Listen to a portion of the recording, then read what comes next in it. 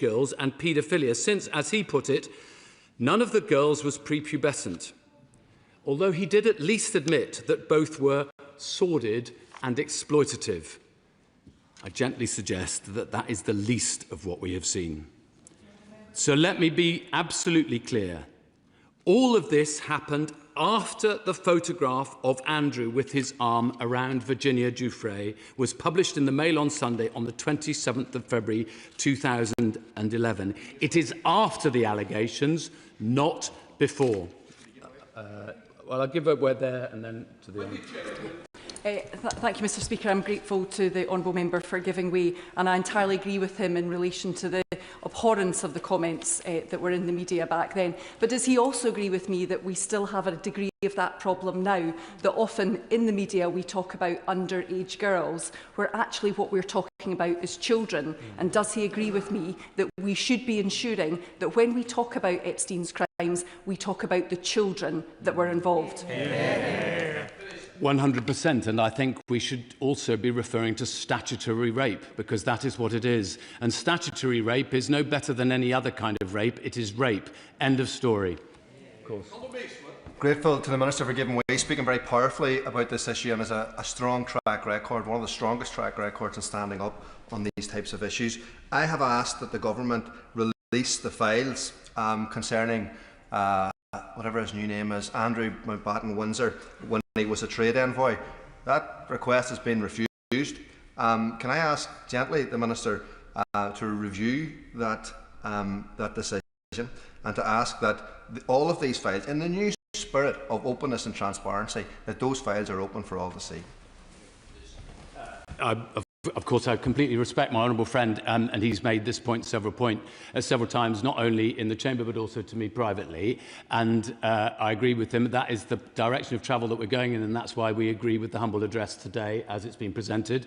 We're not standing in the way. We will do everything we can to comply with that as fast as we possibly can. I will come on to a couple of caveats a little bit later, but I just want to pursue the point about what we knew in the past, because the leader of the Liberal Democrats quite rightly said that on the 7th that Paul Flynn had a debate on the 4th of May, to which he responded as not actually as the Minister responsible, but standing in for the Minister responsible. But actually Paul Flynn also had another debate on the 17th of March in Westminster Hall, which was granted to him by the Backbench Business Committee, which had relatively recently then been set up. And he concluded, because he was finding it very difficult to make any of the allegations that he wanted to make because of the rules of the House, that there really is no point in continuing with the debate. That is a direct quote from him. And in fact, the then Deputy Leader of the House, David Heath, who was another Liberal Democrat member of the government at the time, made the point that, as I think, Mr Speaker, has been made both by Mr Burko and by yourself, that if there is a substantive motion, of course we can make these comments in relation to certain members, but it has to be a substantive motion, and you have to find a means of being able to table that motion, as indeed we have a substantive motion today. And then, following that, Paul Flynn tried to get a substantive motion, which was then the debate, but it was actually an adjournment debate on the 4th of May, which is therefore not a substantive motion again, and he struggled again, and this is what he said in that debate. The Speaker would quite rightly abide by the rules of the House and tell me I was not allowed to make any derogatory statements that might affect the envoy, his personality or his name. It is an illustration of how demeaned we are as politicians and members of Parliament that I am allowed to make any points about the damage that is done only in an oblique way, by discussing the effects of the holder of the office, his role and the comments that are being made. And of course he felt furious, angry. He wrote a great book about being an MP, which I commend to all honourable members. And the Right Honourable Member, as he knows, he responded to that debate as follows. I, for one, believe that the Duke of York does an excellent job as the UK's Special Representative for International Trade and Investment. He promotes UK business interests around the world and helps to attract inward investment. He went on at some length and then added at the end, he has made a valuable contribution in developing significant opportunities for British business through the role and continues to do so. I just say gently to him, I think if he'd followed the debates in the public domain at the time, he would have known better than to have made those comments. I won't go any further, but I'm happy to give way if he wants. Well, the Minister knows that I apologise for that comment. Taking a brief from someone else, I really wish I hadn't said those words, because I'm thinking about the victims. And I praised him for the role he took. I hope he will acknowledge that 2 months after that debate, Andrew left that role, and that was right that he did. And the government, I wasn't privy to those discussions, but the government did get rid of him. Yes, he left his post in July, I think, of 2011. It could have come soon enough for many of us, and it is a regret, I think, to many that the government wasn't able to listen faster and to act faster at that time. Mr. Speaker, what I believe this whole saga shows is that deference can be a toxic presence in the body politic. Of course, we always seek to respect others. We look for the best in others. There was another instance in that first debate that shows the generosity we often show, and I have told the honourable member that I'm going to raise this. The Right Honourable Member for New Forest East, who is a gentleman to his fingertips, and is always a very magnanimous fellow, said, "Does the Minister agree that one reason why the Duke of York has considerable credibility is his distinguished record as a former member of the Fleet Air Arm who gave valuable service in the Falklands War? That shows a degree of commitment over and above any inherited responsibilities that he might be considered to have." Of course, I understand the point that the Right Honourable Member was making back then in 2011. But of course, the fear is that when deference tips over into subservience, it can be terribly dangerous, because the victims don't get heard, respected or understood in the same way as those with grand titles do. And this, of course, has implications for this House, as the Right Honourable Member said. Mr. Speaker, of course, the conduct of business in this House is entirely a matter for you, and interpreting with the clerks the Erskine May and the standing orders. I only repeat the words of Paul Flynn in 2011, who denounced what he called censorship on honourable members discussing an issue of great importance. I know you too would want to denounce such censorship. I want to issue one caveat about the motion today. The government will, of course, comply with the terms of the humble address in full. As I say, we support the motion. But as the House will know, there is a live police investigation into the former Duke of York after his arrest on suspicion of misconduct in public office. The House will also be aware that following that arrest on the 19th of February, Buckingham Palace issued a statement on behalf of the King. His Majesty emphasised that the law must take its course and that the Palace will provide its full and wholehearted support and cooperation. The statement concluded with a commitment that His Majesty and the royal family would continue in their duty and service to the nation. Mr. Speaker, I'm sure that is a sentiment that the whole House will support. As the police have rightly said, it is absolutely crucial that the integrity of their investigation is protected. And now these proceedings are underway, it would be wrong of me to say anything that might prejudice them. Nor will the government be able to put into the public domain anything that is required by the police for them to conduct their inquiries unless and until the police are satisfied. I'm sure the honourable member would agree with that point. Yes, of course. I agree with everything he's saying, but I think what's worrying quite a lot of us, and not just concerning Andrew Mountbatten Windsor, but Manderson as well, is that because of these ongoing police investigations, and because the wheels of justice grind exceedingly slow, it might be years before we see any of these papers. And I just really want to have an assurance from the government that they will do their utmost, despite what he just said about the police investigation, to ensure there's full transparency, because actually scandals are made much, much worse by any sense of cover-up. I couldn't agree more with the honourable gentleman. I want to make sure that we move as fast as we possibly can, but I also want to make sure that justice does happen, and I don't want to do anything that would undermine the police investigations. I hope that they will be able to move as swiftly as possible, and we will certainly cooperate with them as swiftly as possible. I should just say it's worth bearing in mind that the documents that might be envisaged in this are mostly 25 years old, some of them a bit earlier. They may be substantial in number, and many of them will be in hard copy. So I hate to add to the Right Honourable Member's fears about the speed with which things may be able to happen. But I think we would all want to make sure that we do all of this in a proper fashion. All of that, yes, of course.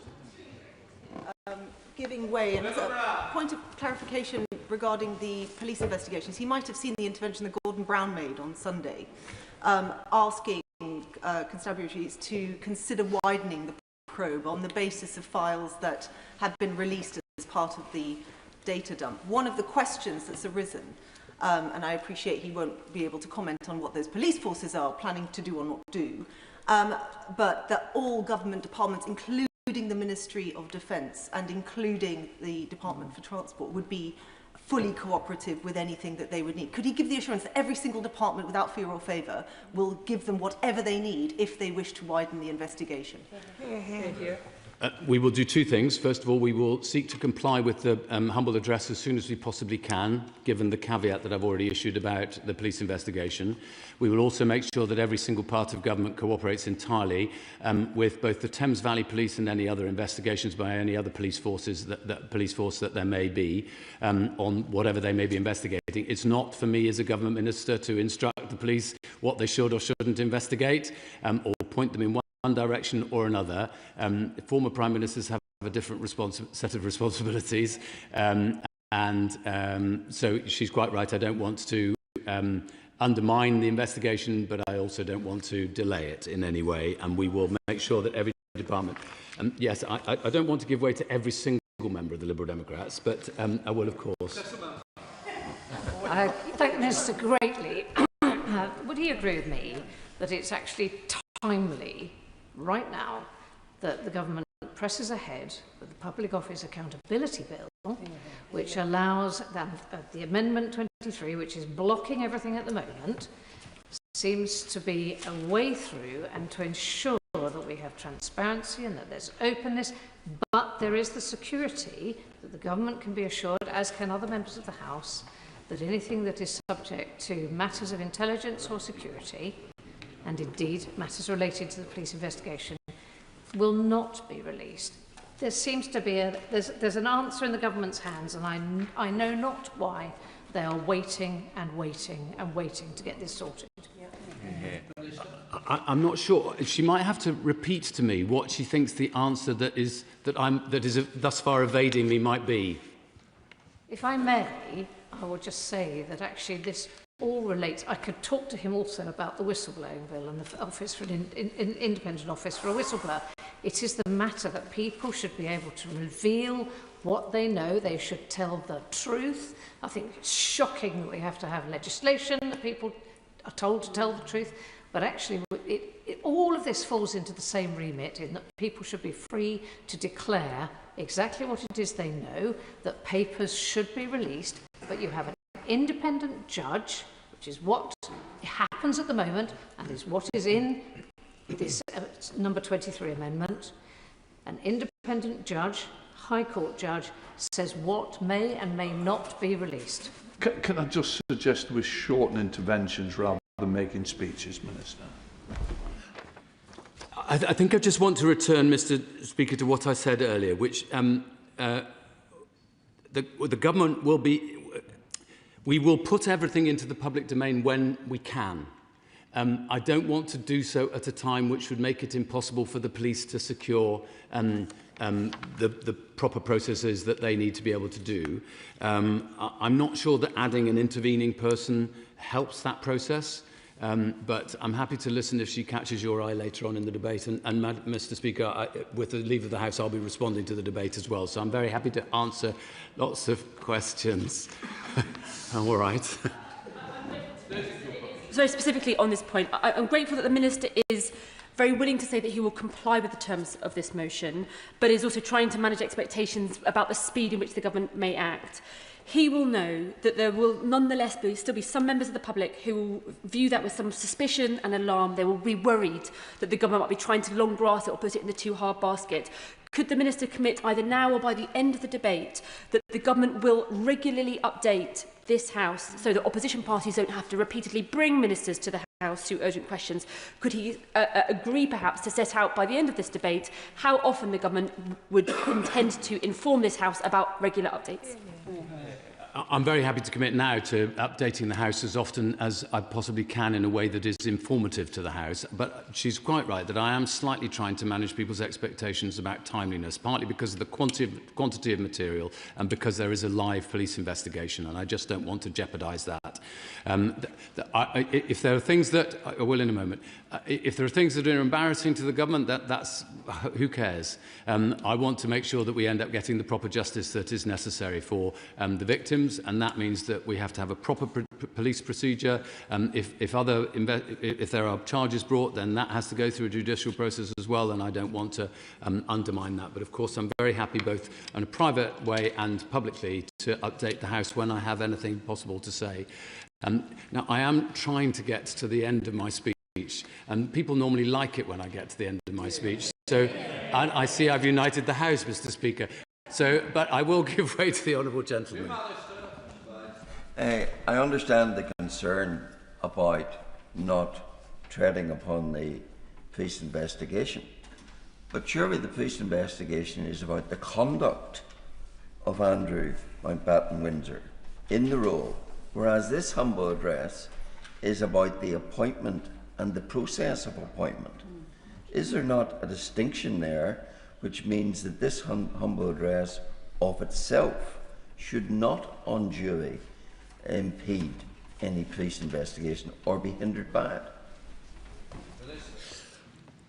Well, if he doesn't mind, I'm quite happy to explain to him out of the chamber precisely why I disagree with him, because I don't. Again, if I were to explain more fully in the chamber, I think that might not be very helpful to either the police or the criminal process. But I'm very happy to explain to him outside the chamber, and I think he might come back in and agree with me. I think he might. Just sometimes he agrees with me. He agrees. Not very often, but anyway. You know, small mercies and all, eh? Mr. Speaker, I also want to make it absolutely clear to the House that the former Duke of York's role as a special trade representative was very different to the one performed by the government's current trade envoys. This has often been confused, I think, in the public discussion at the moment. Trade envoys today are appointed by ministers with a formalised set of rules of conduct. They are unpaid. They work with my department on attracting and retaining inward investment while supporting UK firms to take full advantage of new trade opportunities. They are all members of either this House or another House. And I have recently emphasised to all of those trade envoys the importance of maximising the programme's impact on ensuring that it aligns completely with the goals of our trade and industrial strategies. They are under the same obligations as ministers in adhering to departmental restrictions, guidelines and confidentiality clauses, the same ones outlined in the Ministerial Code. In sum, trade envoys play an important role in boosting economic growth, delivering our industrial and trade strategies and helping British business to export. I'll stress this again, Mr. Speaker. The role held by Andrew Mountbatten Windsor was not a trade envoy position as we would understand it today, and I'm enormously grateful to the trade envoys today who go beyond the call of duty in promoting UK PLC. Andrew Mountbatten Windsor's role was a separate one entitled UK Special Representative for International Trade and Investment. Mr. Speaker, there is unanimous agreement across this House that those who may be guilty of misconduct in public office should face the full force of the law. That applies to everyone, regardless of who they are or how they were appointed. This was a point made by my right honourable friend prior to the news of Andrew Mountbatten Windsor's arrest. One of the core principles of our constitutional system is the rule of law. That means that everyone is equal under the law and nobody is above the law. I share the anger, the disgust expressed by many at the alleged behaviour of Andrew Mountbatten Windsor. What we are seeing now is a full, fair and proper process by which this issue is investigated by the police. And in that investigation, they will, of course, have the government's unwavering cooperation and support. Sometimes it feels to many members of our country that there is one rule for the rich and famous and another rule for the rest of us. But actually, there is only one rule, the rule of law. To Shadow Secretary of State Alex Burkhardt. Thank you very much, Mr. Speaker. And I'd like to congratulate the right honourable gentleman for securing this debate. I should say at the outset the Conservatives support this motion. And the truth is that the people who helped Jeffrey Epstein, who helped him by supplying him with contacts and information, were the people who enabled him to become powerful. And those people effectively enabled him to build his net of influence, his net of abuse.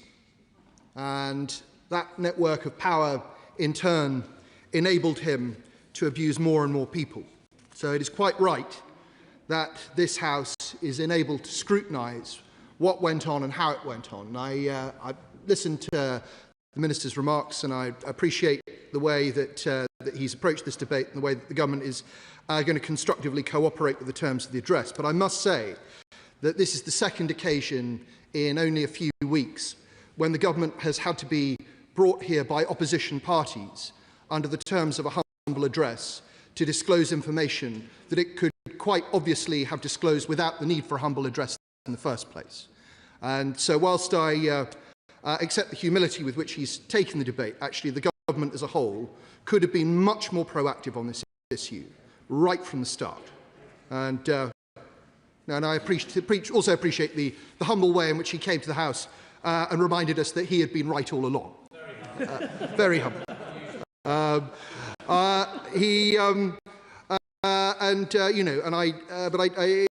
Right Honourable Gentleman, the leader of the Liberal Democrats, referred to this as the first global political scandal. And indeed, it is a global political scandal that has reached its tendrils into the operation of many governments across the West and indeed the East. And the fact that our allies in Poland have launched an intelligence investigation into Epstein's links with Russia, the fact that in the published Epstein papers it's clear that Jeffrey Epstein was supplying people at the very top end of Putin's regime with sensitive information about the American leadership, shows that this is an international scandal, and one in which our government and our security services must play their part in uncovering things.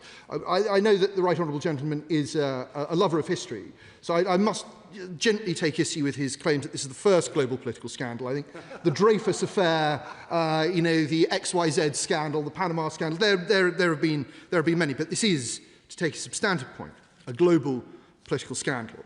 And I'd very much like to associate myself with the remarks made by my honourable friend from Strangford, that we can only be, as a general point, very supportive of the royal family's role in promoting our country. I think those people who have witnessed the best of the royal family using its awesome soft power to support what we do best can only be in awe of the vast commitment it makes to public service and to the life of the country. And indeed, if it is the case, as reported in the press, that very senior members of the royal family expressed concerns about Mr. Mountbatten-Windsor's appointment in 2001, one can only feel enormous sympathy with them about what has subsequently come to light. Because these revelations surrounding the relationship between Andrew Mountbatten-Windsor and Jeffrey Epstein, just as with the relationship between Peter Mandelson and Jeffrey Epstein, and the arrest of both men on suspicion of misconduct in public office, make it right that questions are asked and make it right that information is brought before this House. And if one looks back to 2001, it is possible to identify the hand of Epstein in Mr. Mountbatten-Windsor's appointment. It is reported that Peter Mandelson first met Epstein in the summer of 2001. Mountbatten-Windsor had first met Epstein, I believe, in 1999. And shortly after Mandelson's first meeting in October 2001, Mandelson is appointed as trade envoy. The minister shakes his head. I'll go through the chronology again for him because it's there's no harm. Mandelson met Epstein. Hansard will reply. It may be that the numbers were juggled up in the minister's head. That in the summer of 2001, Mandelson met Epstein for the first time, and in October 2001, Mountbatten-Windsor was appointed as trade envoy. And so it's possible that Mandelson influenced. Now, what I also said is that in 1999, Mountbatten Windsor met Epstein for the first time, so he was already an associate of Epstein. So I'm glad to have that sorted out. I can go through it again, but I'm sure the Minister can read about it tomorrow. I'm happy to give way to the Honourable Lady. Very grateful to the Shadow Minister for giving way. I think by sketching out that timeline, I think that brings to light the reason why in our humble address we are calling for information in relation to the actual creation of the appointment, which the Minister rightly pointed out was a unique role that was created for Andrew Mountbatten Windsor. Does he therefore agree with me that we are right to not only call out that creation of the role, but also to ascertain whether Mandelson had any role within it? No, very much so. And as I say, what would have been better is if the government had been proactive on this and had not had to be brought to the House by opposition parties in order to release this information. And I'm very glad that the Liberal Democrats have learnt the lesson of the Conservatives' humble address a few weeks ago, that it's always good that once the Conservatives have, designed a bandwagon, got it up and running, showed that it can move at high speed, the Liberal Democrats scramble up and get on board. But, better late than never. And so, sorry, is anybody trying? No, fine. And so as we see, if we go through the sequencing very carefully, it's possible that there was influence from Epstein, who we must acknowledge was not had not been arrested or convicted in 2001, but about whom there were rumours and reports, and who in any case was a highly influential foreign businessman.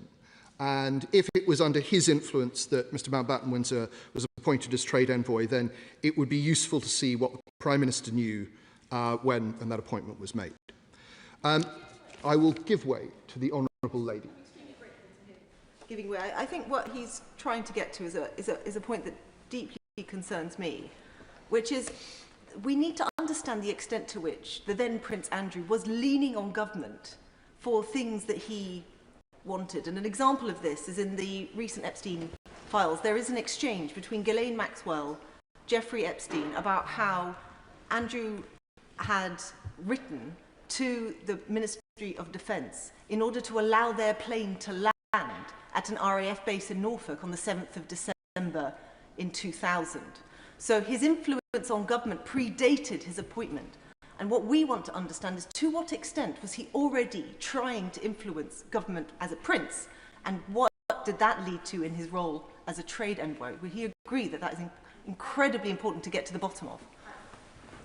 Yes, and I'm afraid I don't know what year 2000. Well, I agree with her, that's an interesting point, although I think if one looks at the precise wording of the Liberal Democrat humble address, something like that might not fall within its context. So, she may wish to table an amendment to her own party's humble address in order to get at that. But transparency is essential in all of this. And that's, why on this side of the House, we very much hope that the government will give us transparency quickly. And I turn to the point that my right honourable friend, Father of the House, made, that there is a danger that the government uses a police process as a means of not disclosing certain information. And I say that not because of what the Minister has said today so much as what was said yesterday by the Right Honourable gentleman who is the Chief Secretary to the Prime Minister, when in context of our own humble address, he said, "I can confirm that those documents will be made available subject, I am afraid, to the exclusion of one particular item in which number 10 asked Peter Mandelson a number of questions. The Met Police have asked that to be held back, subject to their investigations. That item will therefore have to be published at a later date, but the documents that are not subject to the Met Police investigation will be published very shortly." I think it would assist this House if, I think this was a point that my honourable friend from Northamptonshire made, it would assist this House if the government could explain why the Met Police have asked that that item is held back. And I also think it would be helpful if the government would confirm that there is no bar to it handing that document over to the ISC. And this is a point on which the Chair has been very clear. On the 4th of February, Mr. Speaker said, the Metropolitan Police have no jurisdiction over this House, have no jurisdiction over what this House may wish to do. It will be a matter of whether or not the government provide the information. I want to let members know that the police cannot dictate to this House. That the police cannot dictate to this House. And there is a means that was specifically debated during the original humble address, which enabled members of this House, i.e. the ISC, to be given this information regardless of police investigation. Happy to give way to the Honourable Lady. I thank the Honourable Member for giving way in what is a very important point that he is making, and something which concerns me deeply in this is that my constituents, members of the public, are increasingly concerned that what they see is the tendrils that the Honourable Gentleman referred to reaching into government through this debate, and that in the handling of these papers and the release of information, we must at all times be aware of the impact on the reputation, not just on Andrew Mountbatten Windsor or Lord Mandelson, but on us in this place, previous governments and subsequent governments in Parliament. Would the Honourable Member agree? Very much so. And I know that I know that honourable members, or certain honourable members on all sides, will be aware of just how bad it will look if the government does not provide information swiftly as possible. I'll give an example where that is not happening, given that the original humble address was nearly 2 weeks ago. Now, during that debate, I raised the issue of Palantir and how in February last year the Prime Minister had an unrecorded meeting with Palantir in Washington, didn't appear in his register of meetings. He was accompanied on that visit by Peter Mandelson. Peter Mandelson, whose company in which he held a commanding share, had Palantir as a client. And then subsequently, later in the year, Palantir received a direct award from government worth about £240 million. A very substantial contract. When I raised this in the House, there was concern on both sides, a cross-party issue, and the Minister agreed to write to me confirming, or I asked him to confirm, that the Cabinet Secretary, whoever that turned out to be, would be investigating what is clearly looks like a case of conflict of interest. I still have not received a reply. I've not received any reply, despite me bringing it up again at the dispatch box at the start of this week and being assured that I would receive a response. I just don't think that this is good enough. And it's very, very important that the opposition can hold the government to account in a meaningful way. So to the Honourable Lady's point, I think it's extremely important that the government should be seen to be willingly providing information rather than having to be pushed every step of the way to do the right thing. And I'll just sort of make an additional point on this score. And whilst we do very much support the humble address today, I just ask the government to be clear that nothing in this humble address is going to slow down the process of delivering on the original humble address. Nothing at all. Because whilst there is historic interest and contemporary interest in the history of what happened in 2001, what this government did in choosing to appoint Peter Mandelson, despite the information that it had at its disposal, is of paramount importance. This government must come clean, and come clean quickly, because, as Buckingham Palace said the other day, no one is above the law. Rachel Maskell. Thank you, Madam Deputy Speaker. Unaccountable power must not hide. Privilege must not be protected. Money must be accounted for, and elite networks of men operating here and overseas must meet their reckoning for dehumanising, subjugating, exploiting and sexually assaulting women who must have justice. The web of abuse surrounding Mr. Epstein and his associates must be brought to book. And Mr. Mountbatten Windsor, as a known associate, must also be held to account in his role as a special trade envoy and for his associations too. We have all been revulsed by the stories that we have heard, and that's why today's debate must also be about the victims and survivors. I first raised concern, obviously, because my constituency carries the name York, and the Duke of York's ambassadorial associations with our city caused much concern in my community. And therefore I brought those concerns to the House on the 21st of February 2022. And this was just days after the settlement to the lawsuit to Ms Jeffrey, known to be in the region of £12 million.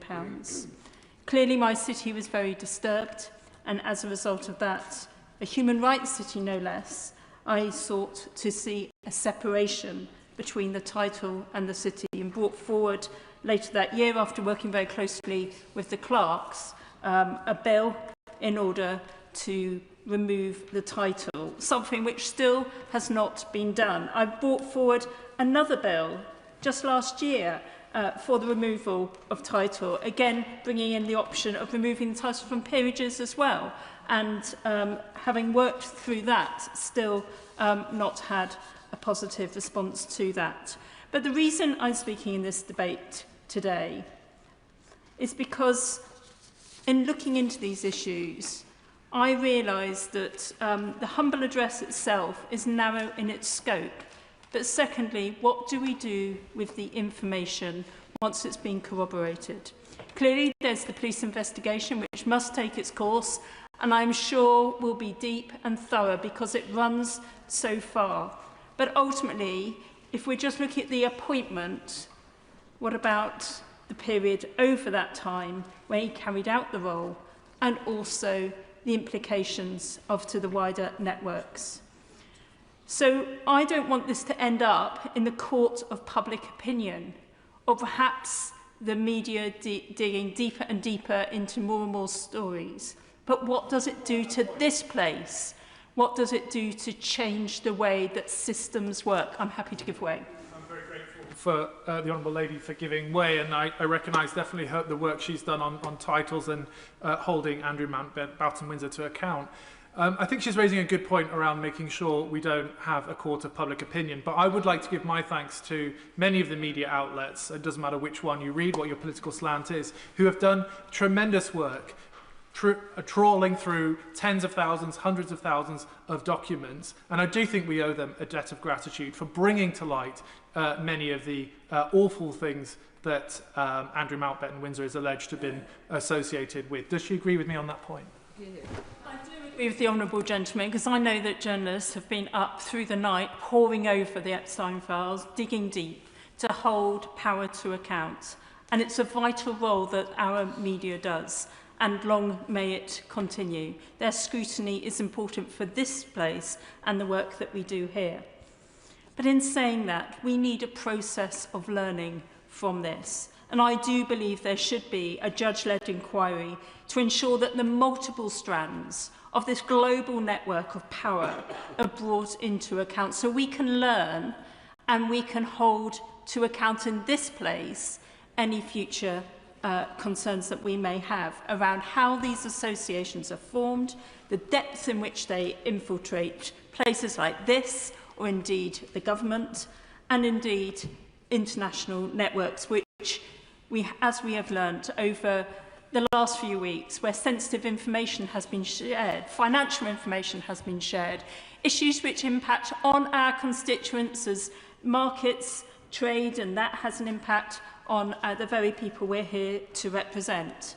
And I think for no longer can these powerful men swan around the world, having these conversations, gaining more power, and exploiting whoever passes their path, and not be accountable. And therefore we need to understand how to bring transparency across all institutions, including all areas of government, even deeper, as we try to do in this place each and every day. As the Honourable Member for Oxford West and Abingdon says, it's far-reaching, this inquiry that must pursue. I recognise that many departments are missed out in the humble address. To understand, for instance, how transport has been used, we need to understand not just civil transport, but military transport, the missing logs, who were on those planes, where were they going to, and where did they come from. We need to understand the expenses system that ensued, how signing off for massages became a duty of the taxpayer. Clearly, individuals questioned it, as we heard, but the reality is people weren't feeling empowered to blow the whistle and to raise those concerns. So we need to ensure that we institute processes where people can raise concern wherever they see that. We don't have the confidence at the moment within the systems that that was undertaken. So how are we going to institute that? Then there's questions about visas. We know that 90 people came in and out of the country during the period that we are looking at today. And of course, rigour in appointment processes. Much has been heard over the last few months around that, and of course that comes to the heart of the humble address today. But we need to ensure that all those appointments are transparent. And whilst I heard what the Minister said today, we have 32 trade envoys. I've never seen one post advertised. I'm not aware of the expertise that those individuals have with regards to trade or their particular relations with a particular country, and what they actually add, what value they actually bring, how we assess that from this place. And therefore I do ask that we have a proper review over all of these appointments that we hear about as to what they bring, because surely we should have better accountability. And finally, I just want to raise the intelligence services as well. I cannot believe that our intelligence services were not aware of some of the movements that Mr. Mountbatten Windsor had. How do we bring that to account too, to ensure that that information is also in the public domain? And where are the minutes of all of those meetings? What do they say? And how do we find out?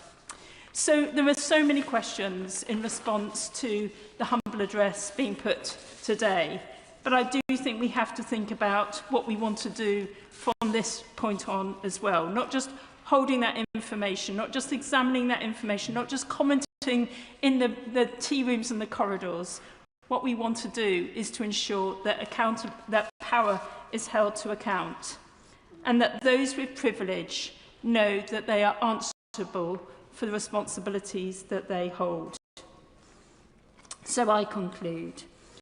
As the light is shone deeper into the darkest of these networks, of the elite exploitations, and the systems must be overhauled and reviewed. May the police do their job and do it well and extensively. And in this place, may we focus always on the women who were exploited, gaslit and traumatised and left broken, as we seek justice, but also seek to hold that power to account. Monica Harding. Thank you, Madam Deputy Speaker. I want to speak today about transparency and accountability in public life, and how the system that we find ourselves in today has been maintained and got us to where we are. In the early noughties, I was working overseas, as I've said, with the British Council.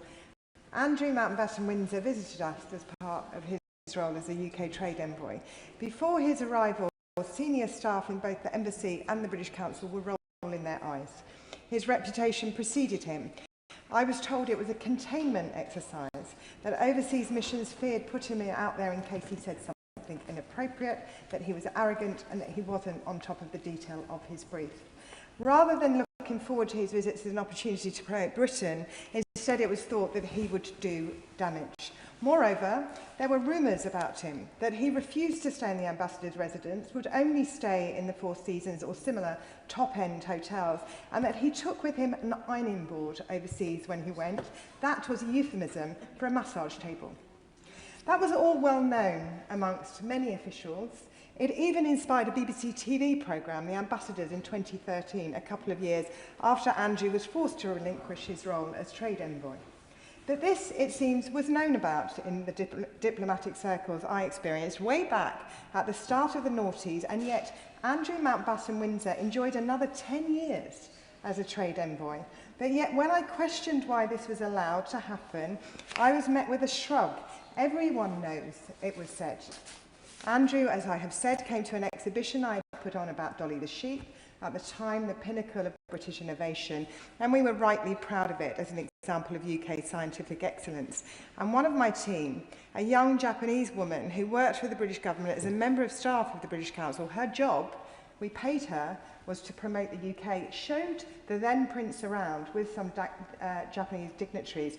Dolly the sheep, he sneered, it's rubbish. Frankenstein sheep, he said. My team member was deflated and didn't understand why this representative of the British state diminished what she was rightly proud of. And the talk of Andrew and what he was like came to my own personal dinner table. My late father-in-law, Air Vice Marshal in the RAF, was at a dinner overseas with Mountbatten Windsor on an overseas trip in the 1990s. Windsor said in front of many foreign military and diplomatic seniors, no need for a Royal Air Force. My father-in-law said nothing, and that was a problem. You couldn't because of Windsor's privileged position, but he raised it with the Chief of Air Staff and was told it would be raised with the Palace.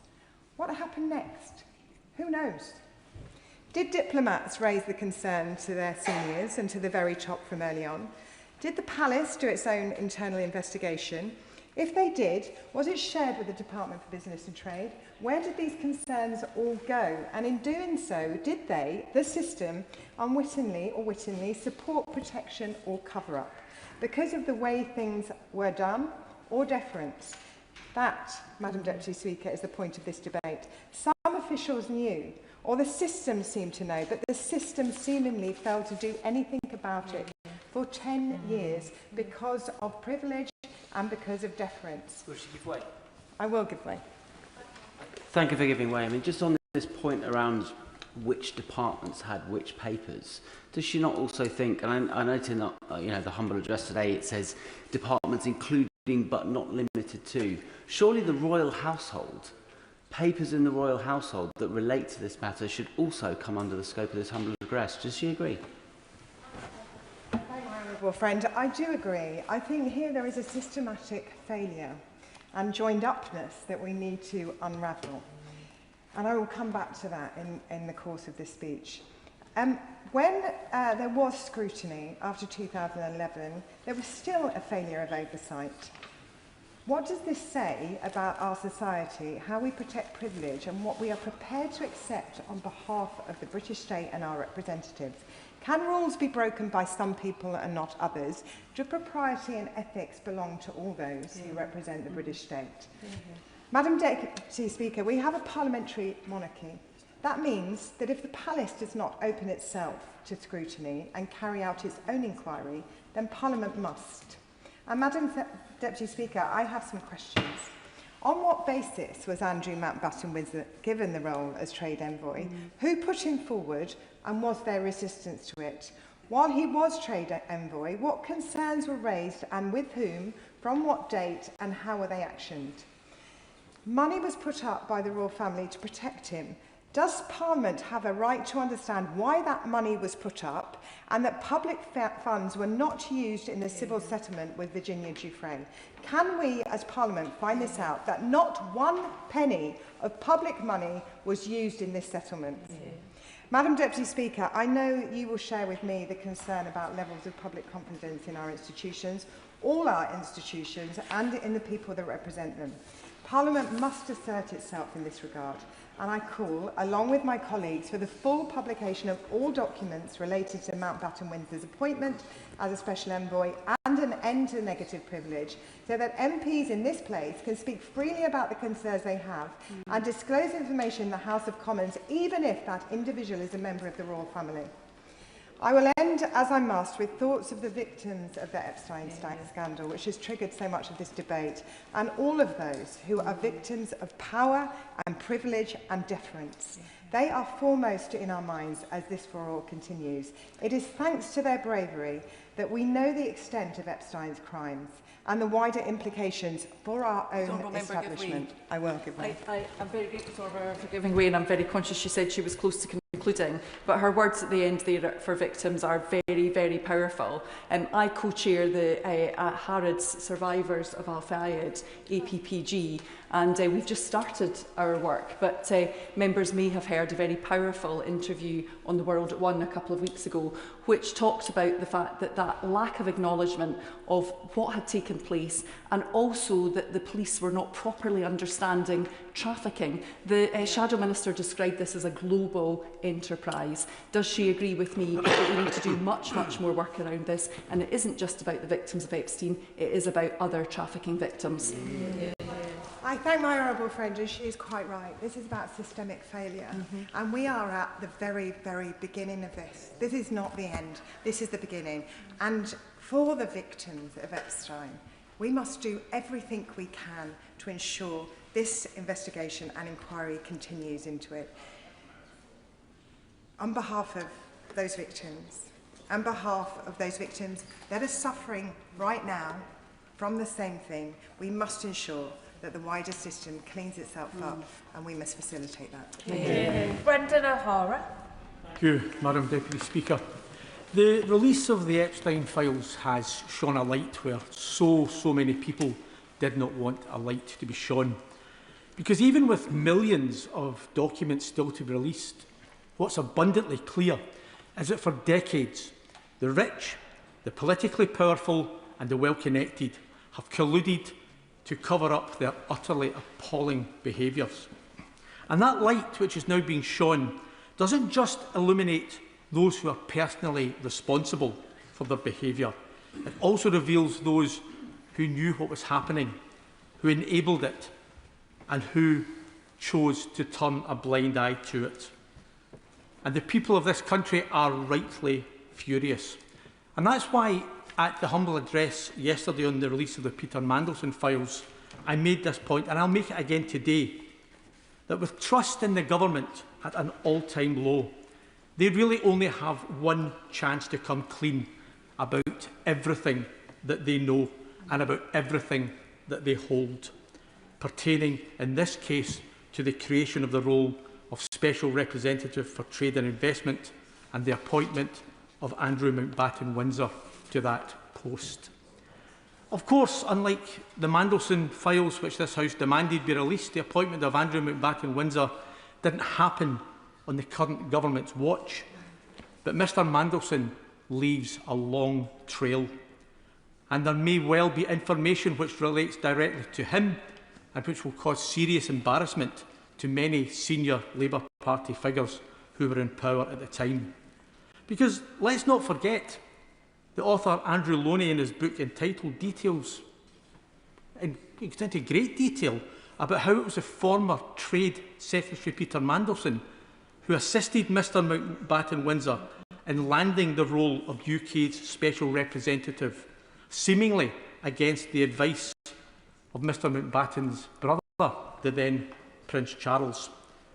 So let me repeat my warning from yesterday that these files must be released, and they must be released in full, because any attempt to sanitise what is in them and to save face for any government ministers, past or present, could have serious long-term consequences for our democracy. But it is also, Madam Deputy Speaker, the very least the victims and the survivors deserve. Madam Deputy Speaker, we know there are serious questions that need answered about the appointment of Andrew Mountbatten Windsor as Trade Envoy back in 2001. Those questions include: whose idea was this? Who vetted him? Was he vetted at all? What role did Peter Mandelson play in making this appointment happen? What in his previous life made him uniquely suitable for the position of UK Trade Envoy? What warnings were given before and during his stint as Trade Envoy about his character and his behaviour? Who was he responsible to while serving as Trade Envoy? Who scrutinised his behaviour and his spending? And what warnings were given during his time as Trade Envoy, and how were those warnings handled? Now, Madam Deputy Speaker, I have to say, in a normal functioning democracy, we wouldn't have to have waited until Andrew Mountbatten had been stripped of his titles, evicted from his royal house, and was facing removal from the line of succession before being able to discuss this issue. There have been serious concerns about Mr Mountbatten-Windsor for decades, much of it relating to his time as trade envoy. There are reports of him requesting that the public purse cover the cost of his massage services.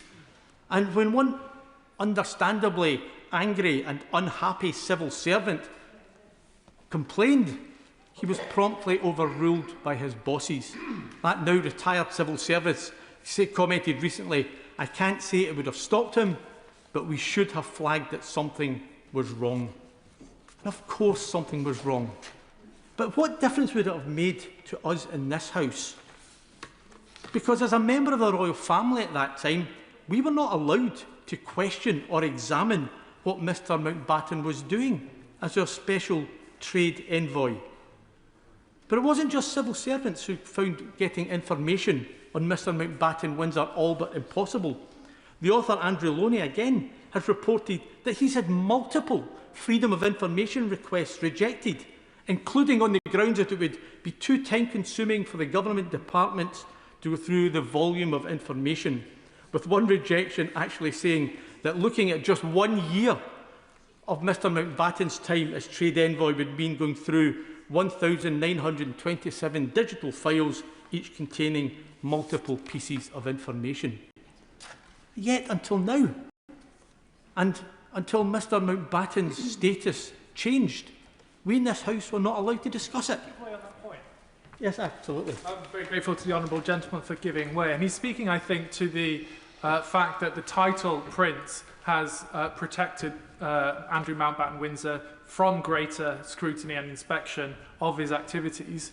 What does he think we should do around ensuring that other titles, whether they be royal or Prime Minister or Secretary of State, don't protect powerful individuals? I thank the honourable member for that intervention. And the answer is quite simple, Madam Deputy Speaker. Nobody can be above the law. Everybody has to be equal in the eyes of the law. And as Paul Flynn, the great Paul Flynn, said, we have to remove the bandages from our mouths in this place. And it's a point I will return to. But fundamentally, nobody, regardless of rank or privilege, should be or must be allowed to be above the law. And I know that many people will be embarrassed by what has happened, not least, as we've heard, the now leader of the Liberal Democrats, who is Under Secretary for Business, Innovation and Skills, and I presume with his fingers firmly crossed behind his back, was forced to come out and stoutly defend the then Prince Andrew, saying, I believe the Prince of York is doing an excellent job. He's a long-standing success and he's been great for British business. But the reality is, as a government minister, what else could he have said? Because we are not allowed to speak the truth in this place when it comes to certain individuals. And within 3 months of the Right Honourable Member making those comments, Mr Mountbatten-Windsor had resigned from the job in disgrace because of his continued relationship with the convicted paedophile and child sex trafficker Jeffrey Epstein. But it wasn't just his relationship with Epstein that caused the concern. In February of 2011, the Minister at the dispatch box today, the Right Honourable Member for Rhondda and Ogmore, attempted to raise a question about the special representative role and his links to the notorious convicted Libyan arms smuggler, only to be told from the then Speaker, references to the royal family should be very rare, very sparing and very respectful. Madam Deputy Speaker, these archaic rules make a mockery of our democracy. And the situation we face now was always going to occur, particularly when the royal family can and do have both a constitutional role and involve themselves in the political realm. Absolutely. With the Honourable, I thank the Honourable honourable member for giving way. Would the honourable member agree with me that it's quite extraordinary that we're urging the Parliament of a foreign country, Congress, to investigate this matter when this is our trade envoy and a member of the Royal Family? There is a slight, I thank the honourable member for that intervention. There's a slight irony, you know, that we are talking, you know, we like to talk ourselves as being the mother of Parliament, the cradle of democracy.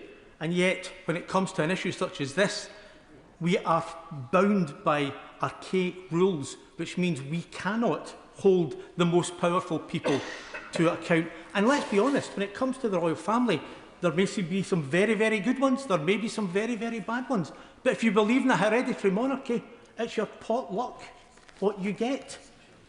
Madam Deputy Speaker, having seen the rules that have led us to where we are now, it is surely time to review them, because it is beyond ridiculous that someone in a similar position could be appointed to exactly the same job as Mr Mountbatten Windsor was, but because they have been lucky in the great genealogical sweepstake, they find themselves born into the royal family and therefore automatically above scrutiny, accountability, and therefore above beyond reproach. Absolutely. I'm grateful to the honourable member for giving way. I'm listening very closely to what he's saying.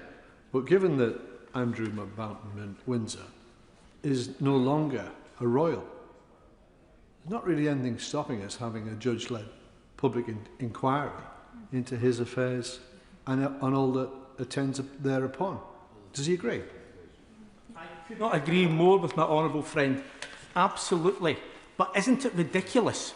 Isn't it ridiculous that the King had to strip him of his titles, evict him from his home, for us to be able to have this discussion? And I think that is what has to change. So in conclusion, I urge the Minister, for that great trailblazer, Paul Flynn, the former member for Newport East, I hope that the government not only release everything that they hold pertaining to the appointment of Andrew Mountbatten Windsor, but they also remove what he described as the bandages on our mouths, so that no one is above the law and no one's behaviour is beyond scrutiny by members of this House. Anna Sabine. Thank you, Madam Deputy Speaker. A lot's been said on the nature of being a trade envoy and the fact that a special trade envoy role was created for Andrew Mountbatten Windsor. And quite rightly, the Minister pointed out that we wouldn't recognise trade envoys today as they were then. He also mentioned the excellent parliamentarian David Heath, who represented Somerton and Frome, which covers part of my constituency. David was a trade envoy when he served in government. And when he was the trade envoy to Nigeria and Angola, the government wouldn't pay for his yellow fever jabs in case he went somewhere else with yellow fever when he wasn't on government business and he derived some private benefit from the jabs and he had to pay for his own. His wife Caroline tells me the only thing he got out of his chips was food poisoning.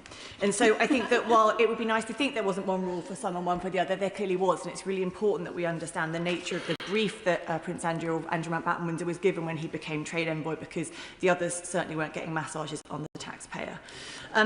But while this debate concerns Mountbatten Windsor, it's not about one man. It's really about the structural sexism that is embedded in our institutions. Violence against women and girls doesn't persist in this country for a lack of speeches in this chamber. It persists because structurally it's still not treated as foundational to our policy making. There are many members across this House utterly committed to tackling violence against women and girls. Many have dedicated their political lives to this cause, often in the face of horrific abuse. This isn't a party political issue, nor is it about individual commitment.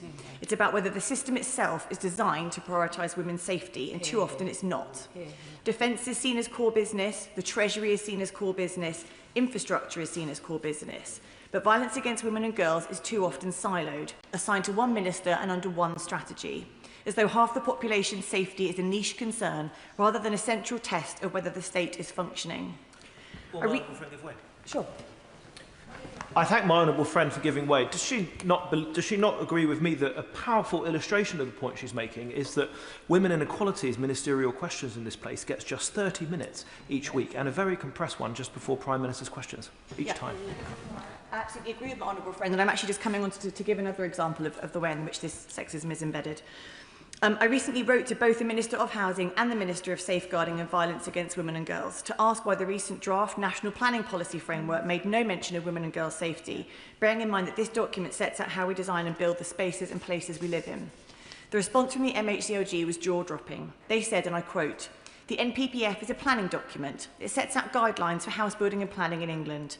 The Vorg strategy is about protecting women and girls from violence and misogyny.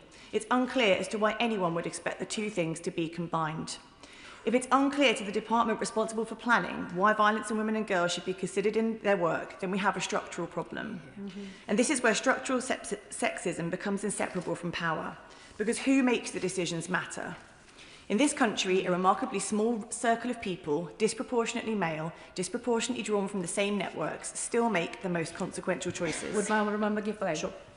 I thank my honourable member friend for giving way when she's making an extremely important point. And on the issue of structural violence against women and girls, would my honourable friend agree with me that it is women and young girls who are the most vulnerable in the face of climate change and those disasters, natural disasters as a result, and exposed to violence, rape against young women and girls when they are displaced from their homes as a result? Now, as trade envoy, Andrew Mountbatten-Windsor toured Gulf boardrooms, met alongside Shell executives, energy conglomerates, and that was, ermine royal access diplomacy. So just as in his personal life, he showed no conscience towards those women and young girls of victims and survivors of a convicted paedophile Epstein, in his role as trade envoy, nor did he think about those who were exposed to structural violence of women and young girls also. Yeah, I totally agree. I couldn't have said it better. The people in these circles appoint one another, they defend one another, and they rehabilitate one another. And sometimes they do so in ways that many women looking on in that situation would not. And when the same small group repeatedly decides what's reputationally survivable, what's politically convenient, and what's worth overlooking, women's confidence in our institutions erodes, which is how this circles back to Andrew Mountbatten-Windsor.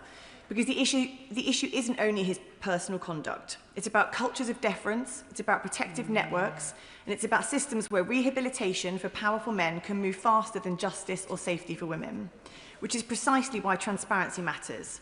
When decisions are taken within small, powerful circles, sunlight is not a luxury, it's a safeguard. If Andrew Mountbatten-Windsor was appointed and maintained as a special trade envoy, then the public is entitled to understand how that decision was reached, what advice was given, what risks were assessed, and who signed it off. We cannot say we are serious about accountability while withholding the very documents that would allow this House and the public to scrutinise how power was exercised. Releasing all correspondence, risk assessments and internal advice relating to his role as trade envoy is not about political point scoring. It's about restoring trust, because transparency is the antidote to institutional deference, and without it, structural sexism continues to operate behind closed doors. Helen Maguire.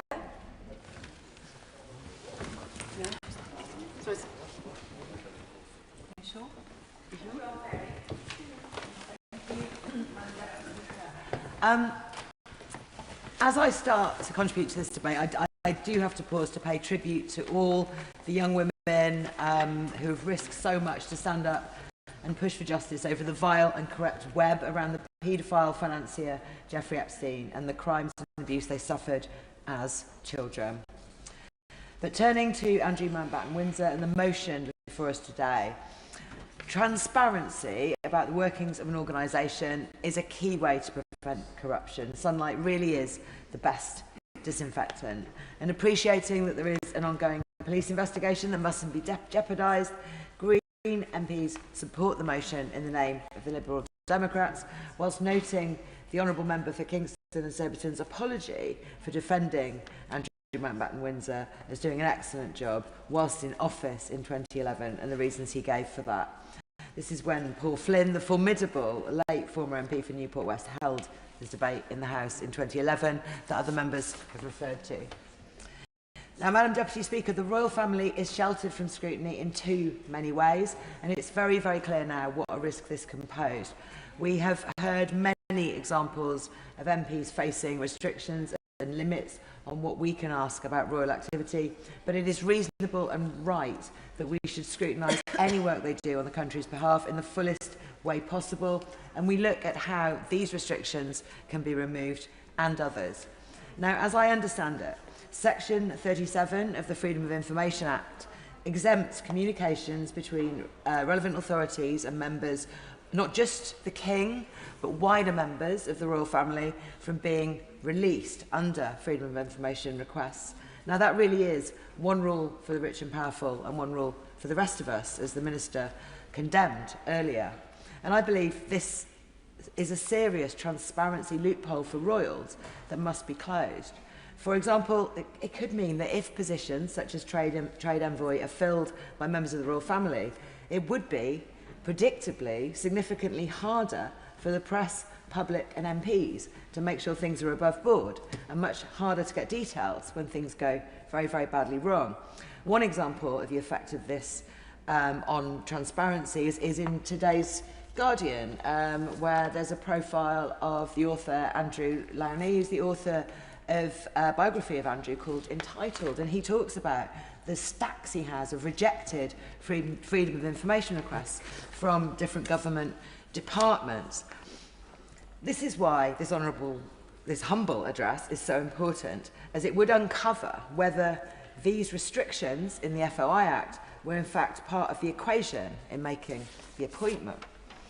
I have tabled early day motion 2769, which now has support from MPs of 6 political parties, calling for the King to release all communications between members of the royal family and the paedophile financier Jeffrey Epstein. But obviously that is just the start of what is needed. I'm very grateful for the motion today. If reports are correct that the royal family were aware of concerns about Andrew's financial dealings ahead of his appointment, there are serious questions about whether and how that knowledge matches the King's statement following Mountbatten Windsor's arrest, suggesting he had only recently learned about his brother's misconduct. And it is reasonable to raise these questions too and find out what advice was given from the palace at the time, including as suggested by the current King, for or against the appointment. And I want to add that reactive cooperation with any investigation cannot be enough on the royal family's part. That suggests waiting to be asked by the police, whereas the royal family could be proactively checking its records and visitor logs. It could be speaking to palace and Royal Lodge staff to encourage them to share information with the authorities. And it could be making sure there is an effective whistleblowing policy within the palace. We also need to be able to scrutinise the exact provenance of the £12 million payout from Andrew to the brave late Virginia Jeffrey. So to conclude, Andrew Mountbatten Windsor should never have been a trade envoy for this country, but that is not the only matter that requires urgent transparency. His relationship with the child trafficker Jeffrey Epstein has turned the nation's stomach, and we also need to know who in the royal household knew what and when, as well as what he did when he was trade envoy. As part of ensuring that, I hope the Minister will make it clear today that royal freedom of information exemptions that have for too long allowed their power to act in the shadows, concealing important truths from MPs and the public, also need to go. Ellen Morgan. Thank you very much, Madam Deputy Speaker. I'm one of a handful of MPs on these Liberal Democrat benches and on the current government benches who was elected in the wake of a political scandal. Yeah. In my case, in December 2021, a financial scandal followed by a cover-up by the then Conservative government trying to get one of their own off the hook. And then in the midst of that by-election, there was revelations about Partygate, where it emerged that the Prime Minister had concluded at the time, the Prime Minister of the time, had concluded that there was probably a number of rules that the people in this country that were subject to that didn't apply to him. And I can remember very, very clearly knocking on doors during that by-election and feeling the anger of my constituents that a small group of elite people had concluded that there was rules that applied to them that didn't apply to the people at the top of our society. And I think they would have described that as entitlement. And that's why this debate today is so important, because we must, to restore the trust of the people who voted for me and for those other people who were elected in the wake of by-elections following scandals, and the wider British public, We need to tell them that we've learnt those lessons about political scandal, about cover-up, about entitlement, and are taking actions to restore their trust in what this House is up to and what the wider establishment is allowed to get away with. It's so important to hold the powerful to account. And since then, we've had another of other scandals which have destroyed trust in politics. We've had the VIP lane for COVID contracts. We've had the treachery of Nathan Gill. And we've had the concerns surrounding the appointment of Peter Mandelson. Now, Andrew Mountbatten Windsor was intimately involved with Jeffrey Epstein, and we've learned in recent weeks that the relationship was probably much more deep than we first thought and continued much longer than maybe we first thought. And this association with one of the most despicable paedophiles in history at the heart of the British establishment is absolutely poisonous. The victims and survivors of Epstein's crimes must have been re-traumatised many times over the year by the complicity of all those who were closely associated with him and did nothing to bring his crimes to public awareness and bring him to account. I will give way. I thank the honourable member for giving way. She makes a really important point about people who are victims of crimes perpetrated by people in the public eye, because it's particularly difficult for them, because it's almost like the trauma is repeated again and again when these things come to light, and obviously they're in the press and the media. Would you agree with me that we need to particularly support victims who are victims of crimes of this nature? You make an excellent point, and I can't imagine what it must have been like to be one of those victims or one of those survivors, and to see repeatedly over the years the establishment closing ranks around those that knew him and telling us everything was okay. And he's entirely right. This whole process must be extremely painful for everyone involved, and we should put them at the first and foremost of everything we do as we go forward. On that point, I'll give way. I'm grateful to my honourable friend for giving way. One of the things that I've been struck by is that as we hear more and more and more revelations, I think it's quite difficult for some members of the public to keep up. And for many of them, particularly a number of women, they'll want to turn away from what they see on their screens. Does my honourable friend agree with me that as we see what is unfolding in front of our eyes is a conspiracy of silence, where horrific acts were allowed to take place in the shadows, and increasingly we are seeing the arms of the British state were either protected, facilitated or colluded with these horrific acts by people in power? Does she agree with me that this House must make the boldest statement it can that we will not rest until every single stone is unturned? Helen Morgan. Well, I thank my honourable friend for that intervention. She puts it better than I could. She's entirely right. Because what we have seen here is complicity by people at the heart of the British establishment who we are in the right place to hold to account, but people as part of the international establishment, either turning a blind eye to the acts of Jeffrey Epstein or possibly being implicated by them. We don't know that for sure yet. But those who did turn a blind eye must have known. They must have known what was going on.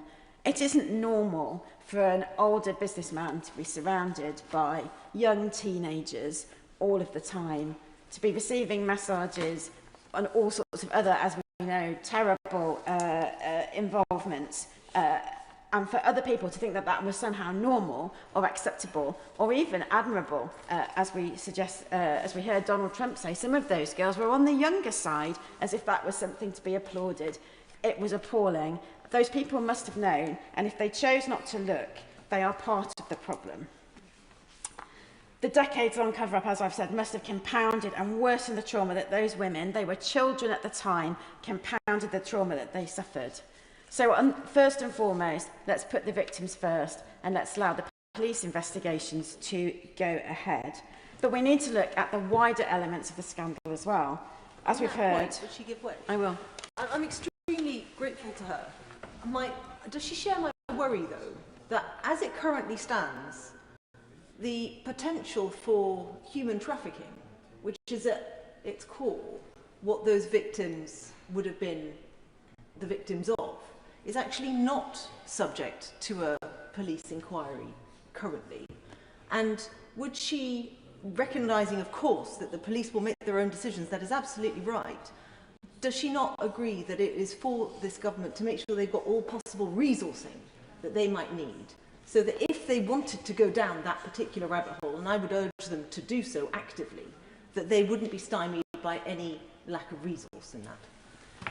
Well, my honourable friend makes a really important point, actually. I will allow. Urge honourable members not to speculate about what the police might or might not be investigating. Thank you very much. I thank the Minister for that reminder. I have been astounded, I have to say, by the brilliance of the British media and the journalists who have sifted through thousands and thousands of documents from the Epstein files and uncovered a scandal within a really, really short period of time that has rocked the British establishment to its heart and has got everybody in this place acting to try and uncover the appalling rot at the heart of the Epstein circle. And yet other jurisdictions who've been sitting on those thousands of documents for potentially decades have apparently had no curiosity whatsoever. And that in itself, I think, speaks volumes. I was going to say that the Polish government has launched an investigation into Epstein's links with Russia and his links with both Peter Mandelson and Andrew Mountbatten-Windsor must be causing enormous concern in the light of that development. And so I think it's right now that we seek transparency into the appointment of Andrew Mountbatten-Windsor to this role, because, as my honourable friend has just said, this wasn't about one mistake that led to an individual in an inappropriate position. This has been about a failure of an entire establishment to exercise curiosity, to undertake due diligence, and to put aside its, as an accountant we would call it, our professional scepticism, to put that aside and carry on with that appointment regardless, because that was an entitled person who needed a role. And so it's really, really important now, and I'm pleased that the government have agreed to comply with the request in this humble address and publish those documents.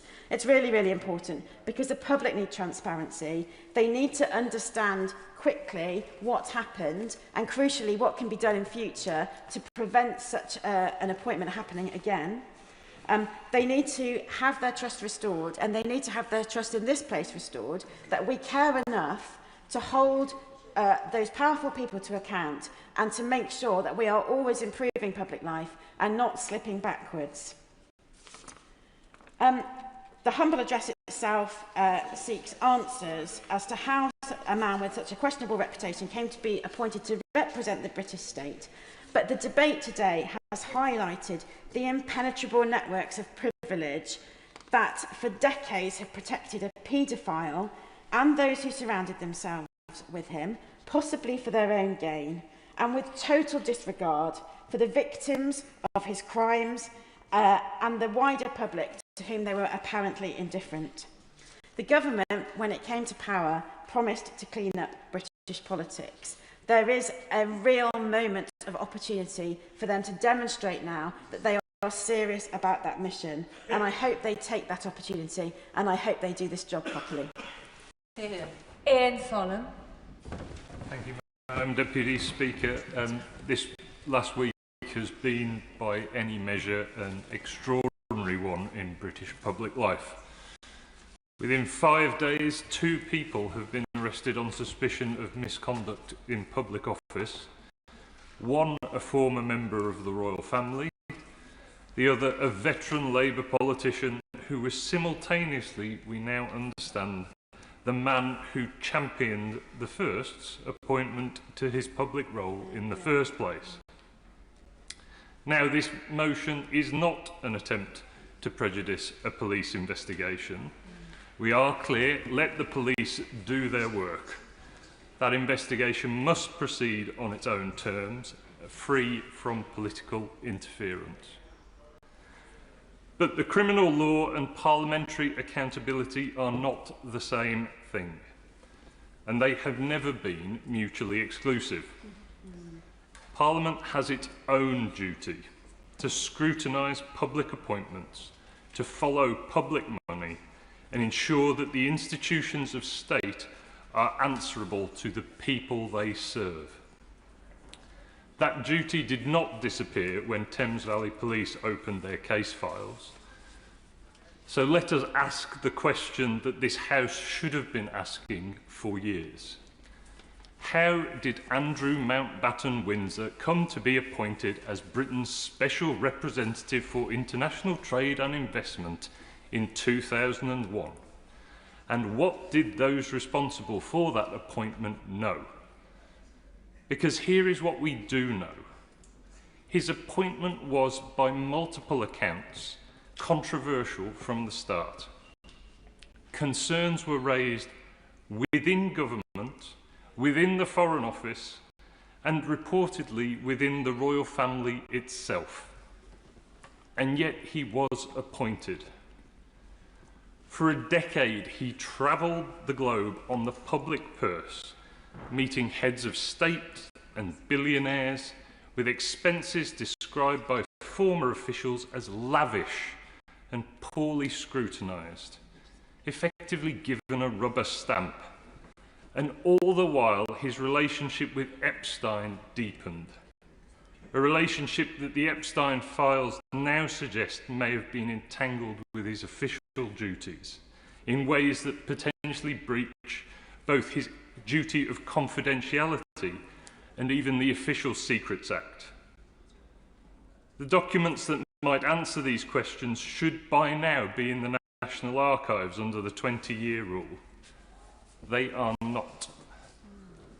Every available exemption has been deployed to keep them sealed. National security, international relations and more. Some, we are told, are locked away until 2065. Most of us in this chamber would not be here to read them if they were. As the member for Argyll and the member for Brighton Pavilion, who's no longer in her place, have already raised, the historian Andrew Lowney has spent years attempting to access these files through the proper channels. When asked what he made of this, he said simply, "Every single reason has been deployed to stop these papers getting out. You have to ask why." Madam Deputy Speaker, we are asking why. Now, at this point, some may ask, if Parliament has had the tools to scrutinise this through a substantive motion, why is this happening only now? And it's a fair question. No party in over a decade successfully used the parliamentary mechanisms available to force this issue properly. Not because the rules prevented it, but because the cultural gravitational pull of deference was so strong that sustained rigorous scrutiny of a public figure who happened to be a member of the royal family felt, to too many people, like it simply wasn't the done thing. The unwritten convention was as powerful, if not more powerful, than the written rule. That aspect is not a procedural failure, it is a failure of political culture. And it is precisely that culture that this motion challenges today. Now, I came to this place with a background in science, and in any field of systemic inquiry, there is an important principle. You cannot correct a failure you refuse to examine. Institutional failures do not disappear when you look away from them. They compound. The question of how Andrew Mountbatten Windsor came to be appointed, against objections reportedly raised from multiple directions, and how he was then allowed to operate for a decade with expenses rubber-stamped and minimal oversight, is not ancient history. It is the context in which every subsequent failure of public appointment standards must be understood. Beyond this motion, the Liberal Democrats are calling for structural reforms that match the scale of what has been revealed so far. We want a genuinely independent ethics advisor, able to initiate investigations, not waiting for permission from the ministers they are supposed to scrutinise. We want an office of the whistleblower with real legal protections, so that the civil servant who was overruled when they tried to question an expenses claim has somewhere to go. We want a rigorous, transparent, confirmatory process for all significant public appointments, with proper parliamentary involvement from the outset, not as an afterthought, not after the damage has already been done.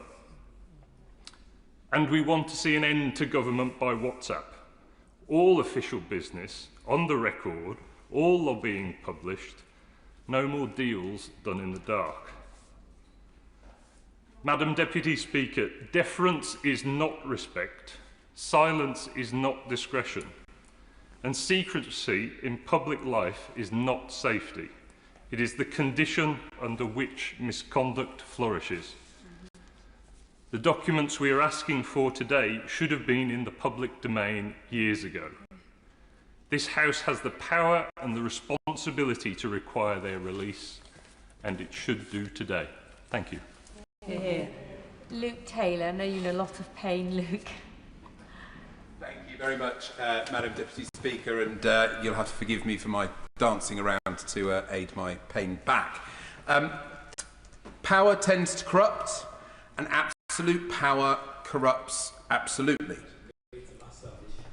Full quote from 1887 by British historian Lord Acton, and it explained how power in its most essential form inevitably corrupts. And I think we discuss here today how that absolute power, that feeling of invincibility, has led to the behaviour that we are all so utterly disgusted about around the chamber.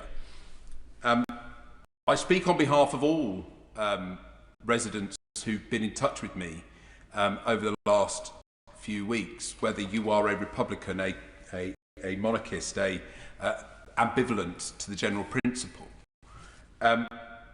What we see is a scandal that is not just engulfing Andrew Mountbatten Windsor, but also dragging in the integrity of the wider royal family, because, as has been raised by the Honourable Member for Brighton Pavilion so correctly, we have to ask who knew what and when.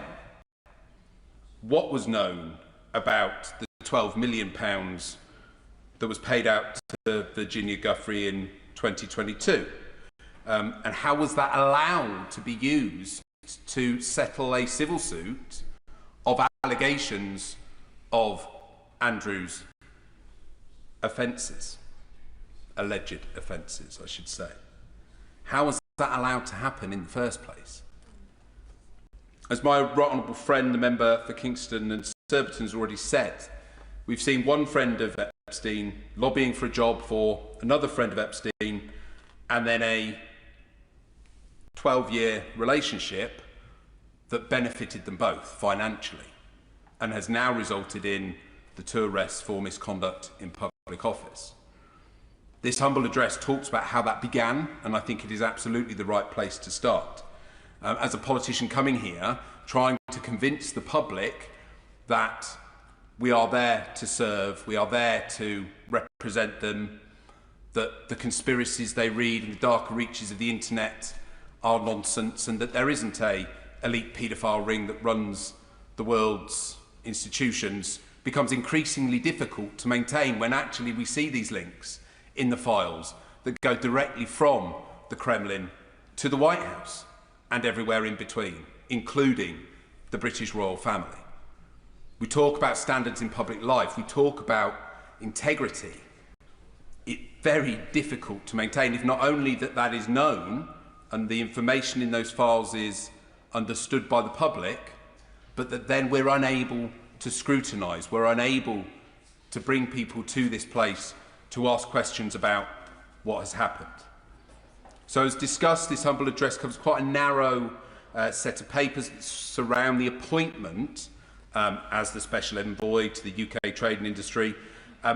However, I think we've all discussed as well the parliamentary gymnastics that has been required to get a discussion of outrageous misdeeds allegedly conducted by that man to be discussed in this chamber. And it's those parliamentary gymnastics that I think we have to call out as being so outrageously an outrageous impediment to what our jobs are in this very chamber that we need to dispel from this place entirely.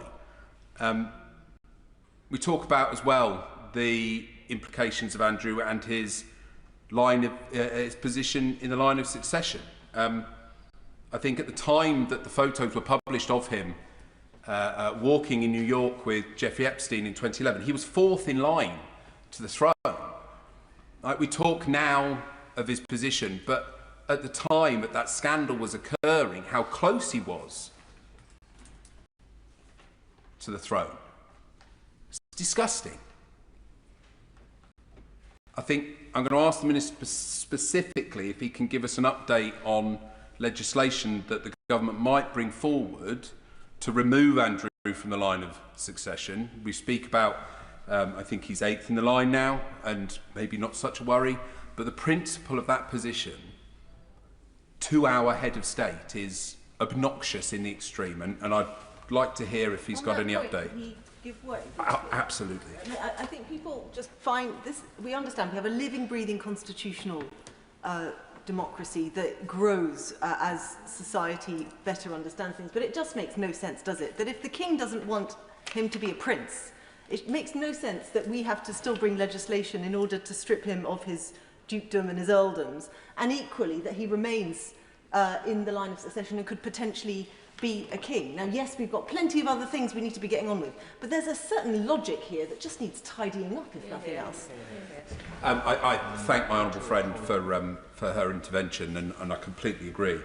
I also want to thank the Minister for his very early acknowledgement of the support for the humble address today, and I also think that he has engaged constructively with comments about its scope, about exactly what it says, and I think that that has been done in and broadly around the chamber, very much a supportive attitude. So I do thank him for that.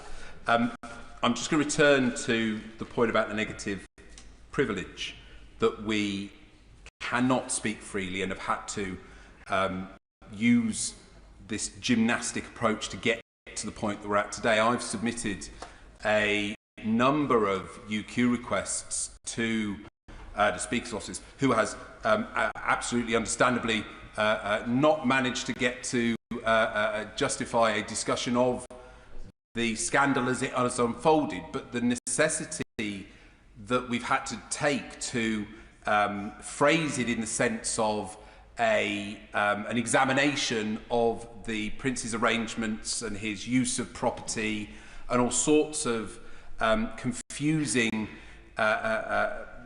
attempts to not then discuss it as we've mentioned around the chamber today has precluded us from doing. I hate to add to this anguish, but there is a convention in the House that we don't refer to urgent question requests that we've put through to the Speaker. And I will apologise for breaking that, but I think it is a useful demonstration, however rightfully and with such utter wisdom that we will never question, that the Speaker chooses. Again, it's that challenge to raise issues of this type in the chamber. I will move to close, thank you. Specifically now, and I think the Liberal Democrat benches have been pretty clear on this throughout the afternoon, we have to have a full statutory inquiry into the whole Epstein affair and the tentacles that it has inserted into our public life. We must allow those criminal investigations to be completed, but that investigation must be able to compel witnesses and required to give evidence under oath and to produce documents and other evidence. This must be used not only to punish those who have been complicit and have been involved in the heinous crimes that we've heard about and seen about in the media who again, and I will reflect other colleagues' comments about the incredible work that the media and journalists have done in investigating these crimes and pouring through those files. I really do think that that cannot be overstated at the effort that they've taken on that. So just to conclude, we do have to ensure that the events that have transpired over the last 20, 30 years from Epstein's scandal can never be repeated, and that the investigation must allow us to fireproof our constitution from similar events ever happening again. I was going to call Ollie Glover, but I wasn't sure whether the Minister wanted to do that next. But I'll call Ollie Glover. Thank you, Madam Deputy Speaker. Madam Deputy Speaker, this motion is first and foremost about the victims of the appalling crimes of Jeffrey Epstein and his many associates, as well as the importance of protecting people from abuse of power. But it also has significant implications for wider political culture. As my honourable friend, the member for North Shropshire, articulately outlined, this and previous governments have been racked by scandal of many kinds. And this whole Andrew Mountbatten-Windsor affair adds to that by making a very significant contribution to already severe erosion of trust in our politics and institutions. And that is why we are calling for a public inquiry into all aspects of UK and British citizen involvement with Jeffrey Epstein over many years. Now, that inquiry would include, of course, taking account of police and criminal investigations, disclosure and publication of relevant documents. But we must go further. I give way to my honourable friend. I'm grateful to my honourable friend for giving way. Many people are talking about the different elements that could be examined during an inquiry. I've even heard some people saying that an inquiry could become too big and take too long. Would he agree with me that there is precedent in this country of having public inquiries in 2 or more parts, and that that is a particular structure that the government and government ministers, who I hope would be listening, would consider in order to make sure that some parts of the inquiry that we need to see urgently looked at could happen sooner rather than later? I thank my honourable friend for her intervention, and I think she makes a very practical proposal for how an inquiry could be conducted efficiently with appropriate prioritisation, so that the most urgent matters get looked at rather than being bogged down in something that would take much longer. But we must go further. We must also toughen the penalties for breaching the ministerial code. We must create an office of the whistleblower to both protect and to empower and encourage people with valuable information to come forward and to speak up. I also support our calls for an end to negative privilege protections, which have prevented criticism of individuals in the royal family in this House for the reasons that we have heard today in this debate. Would he give way on that point? I give way to my honourable friend. I'm very grateful to him for giving way.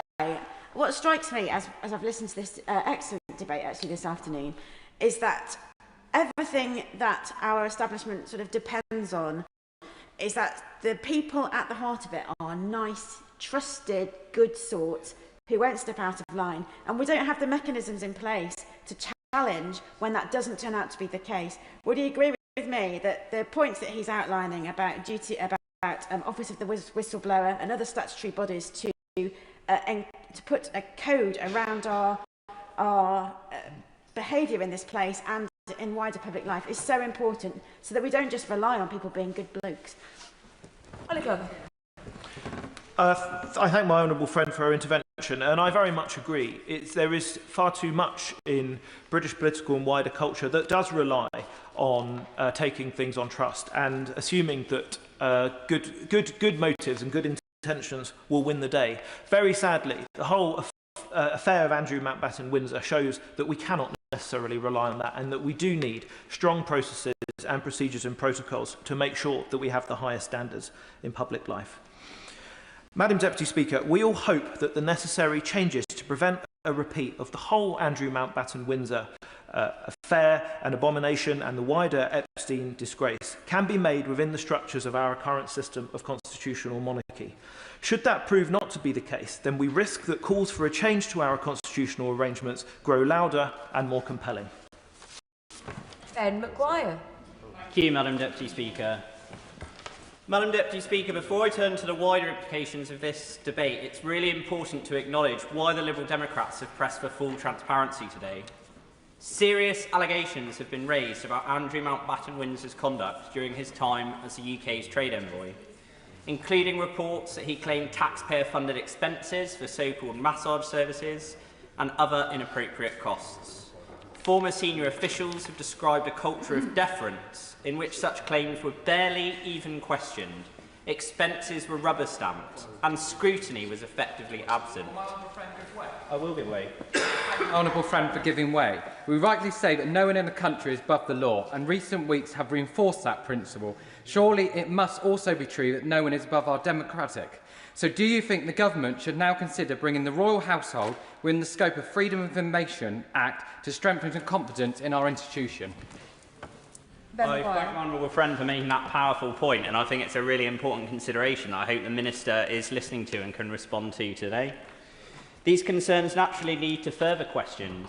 What did those around Andrew Mountbatten-Windsor know? What did police protection officers, civil servants, officials who accompanied him and travelled with him, were present during these official duties? What did they observe? What did they record? What did they raise? And crucially, what was dismissed and what was ignored? These are not just trivial matters. They speak directly to how an individual in public office was able to behave in ways that would never be tolerated from anyone else, and how the institutions around him completely and seemingly failed to act. Just on that point, We'll give way. Okay. I thank my honourable friend for giving way. And just on this point about what the protection officers knew, for example, does it not show the outrageous power imbalance between a royal and an employee, and how the fact that you have someone in that situation who then has to, and we're talking about whistleblowing, we're talking about reporting what has been seen. Does it just not show how outrageous that even the prospect of having someone in that situation is, that they are then being held to account for not calling out the behaviour of someone whose position, whose privilege, whose kind of birthright has put them into such a position? Does he agree that this just shows how our constitution and our structure has put us into such an outrageous twist, and how difficult it's going to be to unwind that? I thank my honourable friend for that intervention. I completely agree with him, and I suspect this is just a small start on something that's much, much wider, and I imagine there's probably much more information on that to come.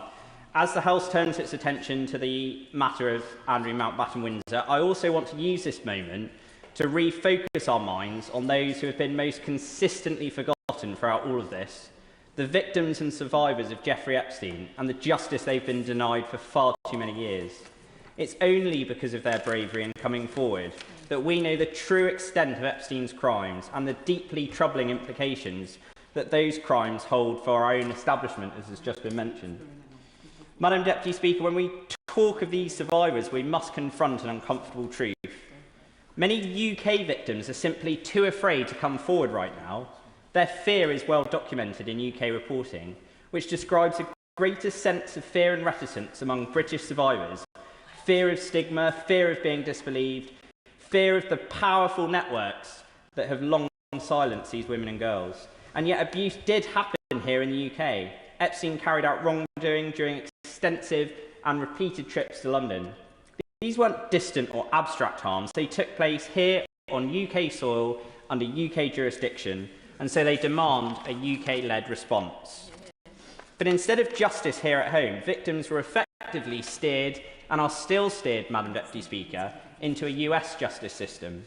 They're told to seek redress through the Epstein Victims Compensation Programme, and a fund that ultimately paid $120 million to around 135 survivors, and did so more quickly and confidentially than litigation could.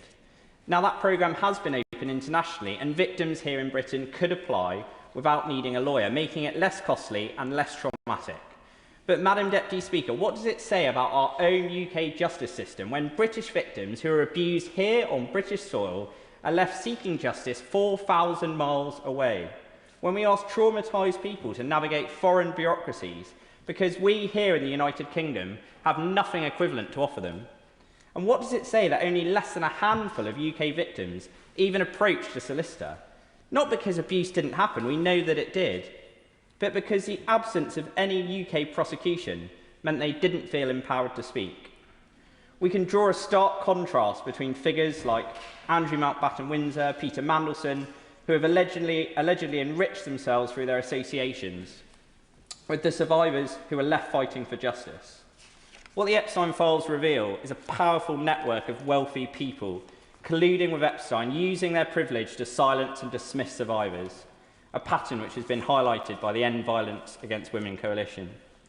This exposes how powerful men evade consequences, while their victims struggle even to be heard, reinforcing the very fear that continues to keep British survivors in the shadows. Surely the role of this House, of any democratic institution worth its name, is not simply to just reinforce that silence, but to finally break it. And that's why today we call clearly and firmly for the UK to open criminal prosecution and survivor-led inquiries into London-based offences. These alleged crimes fall squarely within the UK jurisdiction. The offender's nationality is irrelevant. The victim's nationality is irrelevant. What matters is that the harms occurred here, and those harmed deserve justice here. Justice for British victims must not be outsourced abroad. Justice must not be dependent on the bravery of a handful willing to defy enormous pressure. Justice must not be conditional on navigating a foreign compensation scheme. Justice should be delivered transparently, confidently and compassionately here in Britain. Would my honourable friend give way? I will give way. I thank my honourable friend for giving way. Would he agree with me that having a public inquiry would be a very public way for the British authorities, for the state, to show those survivors that they have been the victim of some heinous crimes, and that it would give them more confidence to come forward? And we know that survivors of all kinds of sexual abuse and rape across this country, whether it be part of some big scandal like Mohammed Al-Fayed or Epstein, or whether it be something much more local and individual, all of them will be being re-traumatised again and again and again by seeing this splashed across the front pages of the papers and all over the media day after day after day. And we have to make a stand and say enough. We will not tolerate this in this country, and we have to stand up to these powerful men who silence their victims and ensure that they have to fight for justice every step of the way. Yeah. I thank my honourable friend for that excellent intervention. I couldn't agree more that a public inquiry is very much needed to expose all of the harms that have been done to these victims and how the establishment of our country have seemingly played such a central role in that. Madam Deputy Speaker, if our government is sincere when it speaks of a fairer, safer and more accountable society, it must now show leadership rather than continued deference. It must show survivors they will be believed, protected and heard in the UK, because at the heart of this matter are not titles, reputations or institutions, but people. Survivors whose lives, like the victims of domestic abuse, have been shaped by fear, by silence and by power wielded against them rather than for them. They deserve far better. They deserve a justice system that will fight for them. And now is the time for immediate action. So please, will the Minister consider not redacting any of the documents which don't relate to the ongoing police investigation?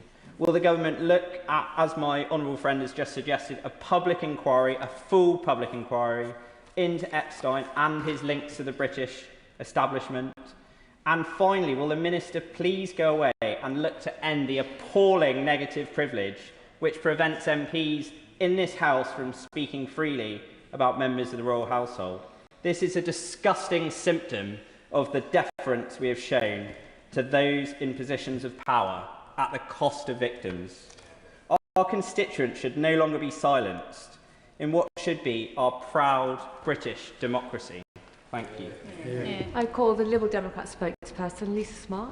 Very much indeed, Madam Deputy Speaker. I think we've had an extremely powerful debate today, and I'll address a number of the points that have been raised. But I want to start by talking about how the revelations of recent weeks and recent months have been shattering for the British public and deeply, deeply distressing for many of those directly impacted. We've listened to the gut-wrenching stories of abuse endured by vulnerable women and girls. And we were reminded by my colleague, the member for North East Fife, that we are in many cases talking about children here. We've learned of the arrogance and cruelty of rich, powerful men who felt that no rules applied to them and who made a mockery of our values and our laws. And we have seen laid bare the hollowness of a political establishment that was manipulated so easily and who treated state secrets like cheap gossip.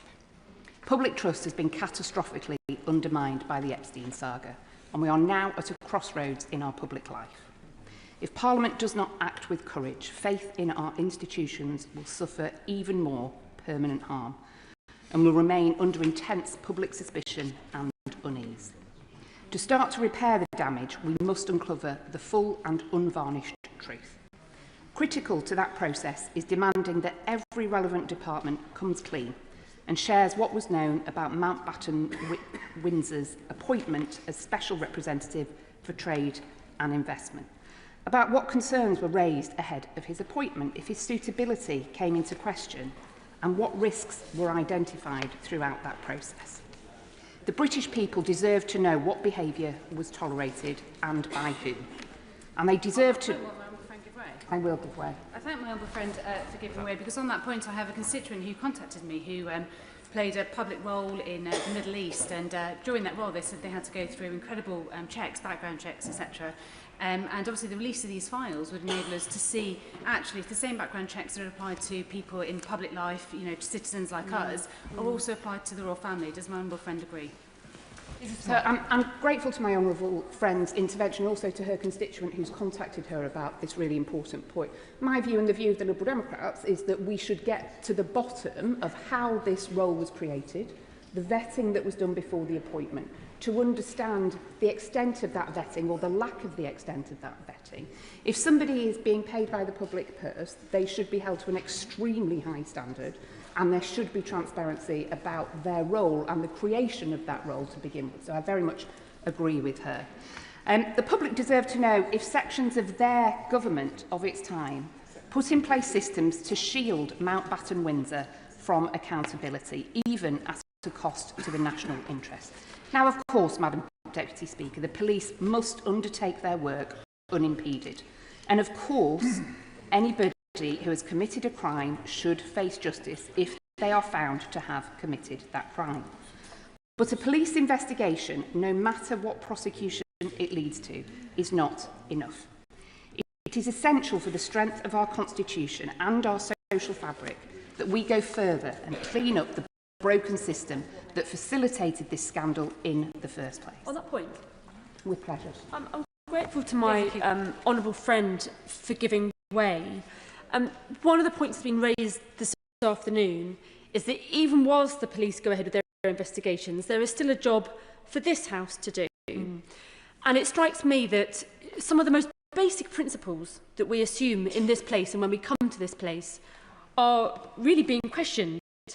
I just wonder if she would agree with me that it is worth restating for the record and for the public that there are certain principles in public life that this case is highlighting we have to make sure remain in place, that no one is above the law, that taxpayers' money and public office must be used for the public interest and not for private gain, that Parliament has not just the right but the duty to hold the powerful to account and to pursue all means of transparency, and that ultimately all powerful people must face a reckoning if they were involved in this scandal. Yeah. I wholly agree with my honourable friend. She's made a number of very powerful interventions throughout this debate. And this whole sorry saga repeatedly brings up arrogant, greedy men, mostly men, who have behaved in a way that has sought to enrich them further and increase their power. Just on that point. With pleasure. I hope this adds to her point, because does she find the irony that the only person who has been imprisoned as part of the Epstein scandal is a woman? He is not the only person to refer to structural sexism in this debate, and I think particularly my colleague and honourable friend, the member for Frome and East Somerset, made an extremely powerful speech about how we could, should we choose to do so as a parliament, embed looking at sexism, at violence against women and girls, in our policy making, in our thinking, in a way that would benefit the whole of society. And I'm grateful for him raising the point that there remain many people for whom the hand of justice is yet to seek them out with the full vigour with which it should. We should be pulling back the curtain on Andrew's use of the special envoy role and the whole system around him, on the power he had in an official state-sanctioned position, and on the many opportunities missed for scrutiny and accountability, not least, Madam Deputy Speaker, in this place. A number of members across both sides of the House have talked about the importance of pace and of speed. I think the member for Sherwood Forest made a very good point that I think he raised earlier this week to the Chief Secretary to the Prime Minister about making sure we get on with some of this. And indeed, the Father of the House reminded us that the wheels of justice often grind slowly. My friend, my Deputy Leader indeed, and the member for St Albans gave some really practical solutions about how we can make sure progress continues at pace, to make sure that one thing isn't holding up another. And indeed, the Shadow Minister reminded us that police involvement in this should not unduly delay the whole of the process. It is, of course, an absolutely vital part that the police should be free to do their job and do it well, but that should not unduly hold up the release of the information we are seeking. We Liberal Democrats very much welcome support from across the Chamber for our motion today, including from the Treasury bench. And I wonder when he's winding up if the Minister could confirm, like when the government was responding to the previous humble address that we discussed in this place, that information will be released when it is available. That is, any information will be released when it's available, only holding back that information that is directly relevant to a police investigation. And I'd be grateful if he could do that when he's on his feet in a few moments. On that point, please go ahead. I'm grateful